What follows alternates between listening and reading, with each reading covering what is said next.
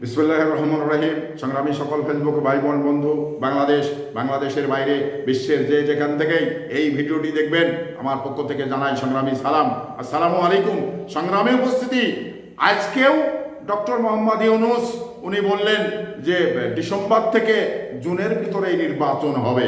তো এই যে নির্বাচন, এটা কিন্তু মানে হবে এবং নির্দিষ্টভাবে এটি রোডম্যাপ ঘোষণা করার রাজনৈতিক দলগুলো দাবি জানাচ্ছেন। কারণ মানে এই যে নির্দিষ্টভাবে একটি ডেট ফিক্সড করে মানে রাজনৈতিক দলগুলো স্বাচ্ছন্দ্যে কাজ করবে, এই জন্যেই কিন্তু বারবার রাজনৈতিক দলগুলো চাচ্ছে যে আপনি একটি মানে রোডম্যাপ ঘোষণা করুন সুনির্দিষ্টভাবে।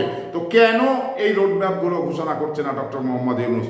ওনারা কি করতে চায়? কারণ এই যে আপনার যারা সমন্বয়ক বা অন্তর্বর্তী সরকারের উপদেষ্টা রয়েছেন, তাদের ভিতরে তারা মানে এই সময়টাকে মানে ক্ষেপণ করতে চাচ্ছে কেন? এখানে তাদের উদ্দেশ্যটা কি?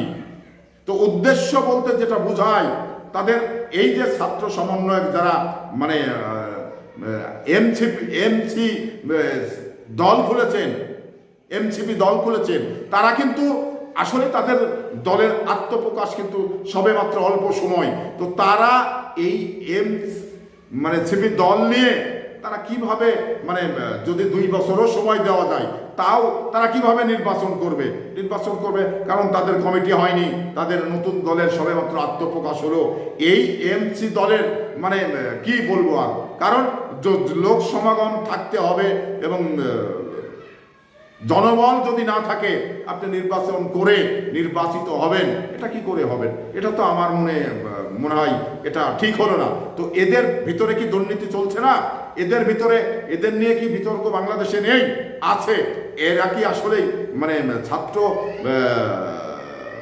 অভ্যর্থন ঘটিয়ে ছাত্র জনতা তারা কি মনে করছেন, ওনারা কি মনে করছেন যে আমরাই বাংলাদেশের সব হয়েছি, আর কোনো রাজনৈতিক দলের দরকার নেই, আর কোনো বাংলাদেশের জনগণ নেই, দরকার নেই? এটা যদি এই সমন্বয়কেরা মনে করেন, তাহলে আমি মনে করি এটা চরম ভুল করবে। এই বাংলাদেশ কারো একার নয়, এই বাংলাদেশ কোনো রাজনৈতিক দলের একার নয়, এই বাংলাদেশের আবাল বৃদ্ধ জনতার। কারণ এই বাংলাদেশের 18 কোটি মানুষের বাংলাদেশ, কেউ এককভাবে এই বাংলাদেশটাকে করায়ত্ত করতে চাইবে আর জনগণ মেনে নিবে, এটা কখনো নিবে না। পরিষ্কার, জনগণ পরিষ্কার বলে দিতে চাই। তো আমি যে কথাটি প্রধান উপদেষ্টাকে বলতে চাই, আপনি কালক্ষেপণ না করে আপনি সামাল দিতে পারবেন কিনা এটা ভেবেই আপনাকে কালক্ষেপণ করতে হবে। কারণ এই ফ্যাসিস্টরা এখনো কিন্তু মানে বিভিন্ন জায়গায় তারা মিছিল করছে।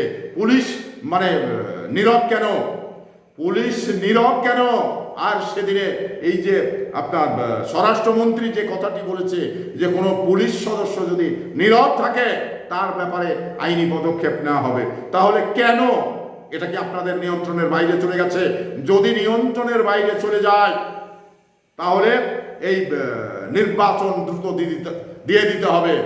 আর যদি মানে নিয়ন্ত্রণের ভিতরে থাকে, তাহলে সেটা আপনার পরবর্তী সময় রাজনৈতিক দলগুলো এটি সিদ্ধান্ত নেবে আমি মনে করি।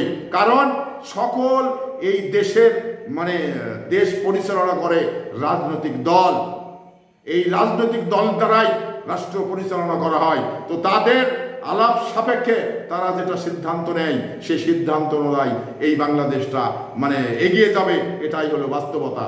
আর ডক্টর মোহাম্মদ ইউনূস সাহেব উনি কি চাচ্ছেন আওয়ামী লীগকে পুনর্বাসন করতে?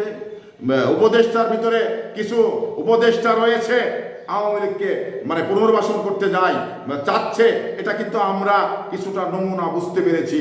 তো তাই বাংলার মানুষ আপনাদের হুঁশিয়ার করে দিচ্ছে, আপনাদের কারণে যদি আওয়ামী লীগ আবার পুনর্বাসন হয়ে যায়, তাহলে এর দায় আপনারা কখনো এড়াতে পারবেন না। এই দায় আপনাদের নিতে হবে। আপনারা হুঁশিয়ার, মানে রাষ্ট্রের দায়িত্ব নিয়ে আপনারা যে ধরনের মানে অদায়িত্বশীল কথাবার্তা বলছেন, এতে করে জাতি আপনাদের মানে ভালো চোখে দেখছে না। তো তাই হুঁশিয়ার, মানে বেশি আনন্দ করতে গিয়ে শেষে আবার মানে সব কিছুতে মানে দুঃখের ছায়া যেন না নেমে আসে, এটা আপনাদের ভাবতে হবে।